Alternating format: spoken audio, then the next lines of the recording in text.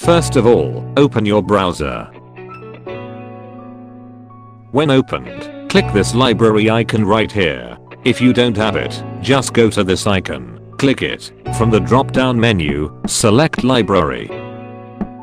Now click on bookmarks. At the down bottom, click on show all bookmarks, or you can just simply press Ctrl plus Shift plus B on your Windows computer, or Command plus Shift plus B if you are on a Macintosh operating system.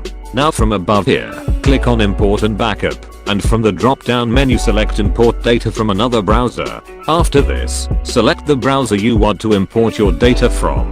Now choose what would you like to import to your browser.